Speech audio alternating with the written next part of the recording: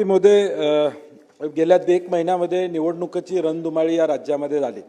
निवडणूक आयोगाने अगदी आदल्या रात्रीपर्यंत मतदान प्रचार करायचा निर्णय घेतला। कदाचित उदय सामंतांना पोचायला प्रचाराला वेळ मिळावा म्हणून शेवटच्या दिवशीपर्यंत निर्णय घेण्यात आला। परंतु सभापती महोदय आता त्याच्या पुढे गेलंय।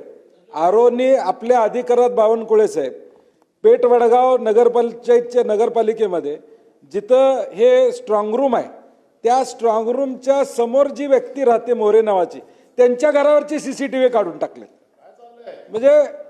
म्हणजे घर त्या माणसानं स्वतःच्या सुरक्षिततेसाठी लावलेले सीसीटीव्ही। सभापती महोदय, सुमित जाधव नावाचे सीओ येतात आणि पोलिसांच्या बंदोबस्तात ते काढतात।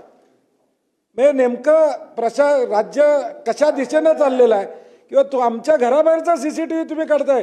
तिथं समोर सांस्कृतिक मंडळ आहे, तिथं ईव्हीएम ठेवलेत, मान्य आहे, परंतु जी व्यक्ती तिथं राहते त्यांनी स्वतःच्या सुरक्षेसाठी या ठिकाणी ठेवले असतील तर ते सुद्धा तुम्ही जर या ठिकाणी मग शंका निर्माण होणार नाही का?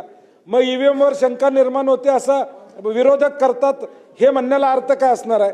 सभापती, मला माझ्या या आपल्या माध्यमातून बावनकुळे साहेब इथं आहेत, सिनियर मंत्री आहेत, सरकारने निर्णय ते सीसीटीव्ही बसवले पाहिजे। घरावरचे सीसीटीव्ही काढायचा अधिकार कसा आहे सरकारला? त्याच्या समोर तुमचा हॉल आहे, त्या घरावरचे सीसीटीव्ही तुम्ही कसे काढू शकता? तेव्हा माझी विनंती आहे सभापती महोदय की हे सीसीटीव्ही परत बसवायचे आदेश द्या, नाहीतर हे सीओ आणि हे सगळे बेबनशाही चालली आहे खाली, आपल्याला माहित नाही एवढी बेबनशाही चालली आहे, तर हे ताबडतोब या ठिकाणी निर्देश द्यावेत। सभापती महोदय, सूचनेची दखल तातडीनं शासन घेईल।